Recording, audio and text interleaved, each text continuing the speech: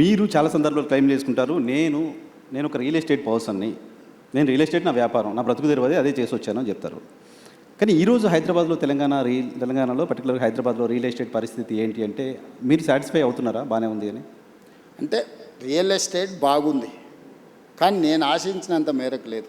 ఇది ఈ ఒక్క నగరానికే కాదు, మొత్తం ప్రపంచంలోనే ఒకసారి ఒక స్లో డౌన్ అనేది ఉంటుంది. కొన్ని సంవత్సరాలకు కొన్ని ఆర్థికపరమైన యుద్ధం కావచ్చు, ఆర్థిక పరిస్థితులు కావచ్చు, లేకపోతే డాలర్ ఫ్లక్చుయేషన్ కావచ్చు, రకరకాల ఇష్యూస్. ఈరోజు ఏఐ రావడం వల్ల చాలా కోట్ల మందికి ఉద్యోగాలు పోవడం, ఆ ఉద్యోగాలు పోతే వాళ్ళు కొనుక్కోవాల్సుకున్న పర్సనల్ ఏదైతే అంటే హౌసింగ్ స్కీమ్స్ కాబట్టి ఇట్లాంటి రకరకాల ప్రభావం ఉన్నాయి. కానీ 2021 నుంచి కంటిన్యూస్గా 2021, 22 కానీ 22, 23 కానీ ఇట్లా మీరు ఒక 7 years మీరు చూస్తే తెలంగాణలో పాత దానికంటే తక్కువ లేదు, పెరిగింది. కాకపోతే నేనెంత ఆశించే ఎంత వేగంగా నేను చేయాలనుకుంటున్నానో ఆ సిస్టమ్ లేదు. కానీ కంపారిటివ్లీ ప్రీవియస్ గవర్నమెంట్ కానీ ప్రీవియస్ ఇయర్ ఫైనాన్షియల్ స్టేటస్ని కానీ ఒకసారి క్యాలిక్యులేట్ చేస్తే ఎక్కడ కూడా తగ్గలేదు. నేను చెప్పడం కాదు, కంటిన్యూస్గా క్యాగ్ రిపోర్ట్స్ ఇస్తుంది, నీతి ఆయోగ్ రిపోర్ట్స్ ఇస్తుంది, జిఎస్టీ మీద రిపోర్ట్స్ వస్తున్నాయి, నివేదికలు రెవెన్యూస్ చెప్తున్నాయి.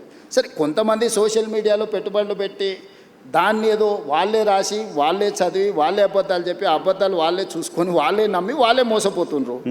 నేను ఎందుకు చెప్తున్నా అంటే ఉప ఎన్నికలు ప్రజలు తీర్పిచ్చారు, సర్పంచ్ ఎన్నికల్లో ప్రజలు తీర్పిచ్చారు, మున్సిపల్ ఎన్నికలలో ప్రజలు తీర్పిచ్చారు. అయినా వాళ్ళు భ్రమలలో బతుకుతాం అంటే నాకు కావాల్సింది కూడా అదే. వాళ్ళ భ్రమలలో ఉండడమే నాకు కావాలి కదా. నా పని సులువు అవుతుంది చేసేదాన్ని. నేను ఎప్పుడు రియాలిటీలోనే ఉంటా. వైఎన్ఆర్, నీకు తెలుసు కదా బాగా, 20 సంవత్సరాల నుంచి అయితే నన్ను చూస్తున్నావు కదా. నాకు వాస్తవం అనేది వినడం నాకు ఇష్టం. వాస్తవ పరిస్థితుల మధ్యలోనే నేను ఉంటా. నేను ఊహాజనితమైన ప్రపంచంలో నేను ఉండను. ఎవరైనా ఊహించుకుంటే అది వాళ్ళ తప్పు. ఇప్పుడు వాళ్ళకి రకరకాల కోరికలు అంటే వారసత్వ సంపద కింద, వారసత్వంలోనే విరాసత్ అంటారు తెలంగాణలో. అంటే పోలీస్ పటేలు ఉన్నప్పుడు విరాసత్ కింద వచ్చేది. మా ముత్తాత పోలీస్ పటేలు, అది మా తాతకు వచ్చింది, ఇంట్లో పెద్దోడు కాబట్టి. ఆ తాత నుంచి మా నాయనకు వచ్చింది, మా నాయన నుంచి ఎన్టీఆర్ వచ్చి తొలగించాడు. మా నాయనకు ఉన్నప్పుడు కూడా మా అన్నదమ్ములలో పెద్దోడికి వస్తుందని మేము అనుకున్నాం. విరాసత్తులు వస్తాయి, ఆస్తులు కూడా వస్తాయి. సో విరాసత్తులో నాకు ముఖ్యమంత్రి వస్తాయని కొంతమంది పాపం కలలుగా అన్నారు. వాళ్ళ కళలు చెదిరిపోయే రకాల దుఃఖంలో ఉన్నారు.